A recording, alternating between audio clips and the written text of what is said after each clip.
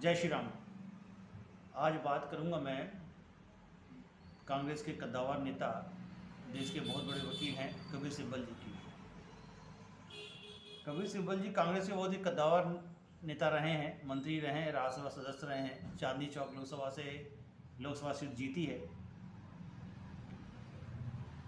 राहुल गांधी के लगातार चुनाव हारने के बाद G23 करके एक ग्रुप बना था और उन्होंने सोनिया गांधी को पत्र लिखा था कि किसी न किसी को कांग्रेस का अध्यक्ष बनाया जाए।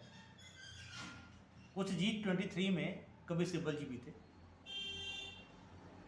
और इसी दरमियान कांग्रेस से अनबन होने का उन्होंने कांग्रेस छोड़ दी और समाजवादी पार्टी में राज्यसभा सांसद बन गए।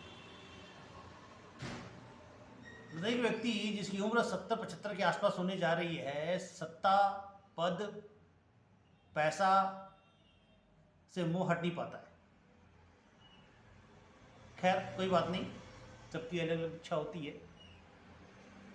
कपिल सिब्बल जी यदि कोई केस लड़ रहे हैं तो ये जान लीजिए कि अगला देशद्रोही होगा, गद्दारी होगा, राष्ट्र के प्रति उसकी सोच अच्छी नहीं होगी। ऐसे लोग कहीं केस लड़ते हैं। कपिल सिब्बल जी को इसलिए याद किया मैं कि कपिल सिब्बल जी ने कांग्रेस जनता पार्टी को 1 करोड़ का चंदा दिया है।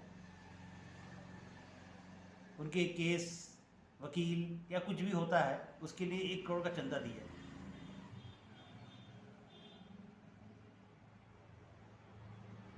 कपिल सिब्बल का हाथ गद्दारों के साथ।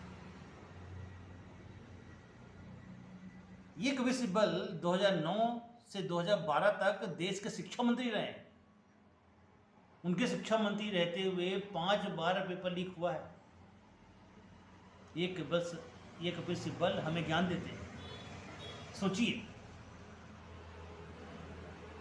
करप्शन, आतंकवाद जैसे को पालने वाली कांग्रेस के मंत्री रहे हैं और ये मोदी और मोदी सरकार को ज्ञान देते हैं। इस्तीफा चाहिए, धर्मेंद्र प्रधान का इस्तीफा चाहिए।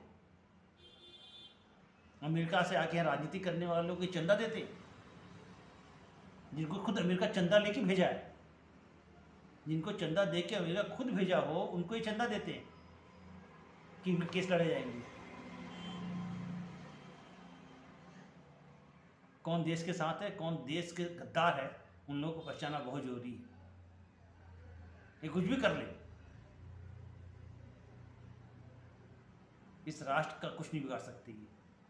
और कपिल सिब्बल तो हिंदुओं के खिलाफ, भारतीय जनता पार्टी के खिलाफ, राम मंदिर के खिलाफ जन्मजात दुश्मन है, जन्मजात विरोधी है।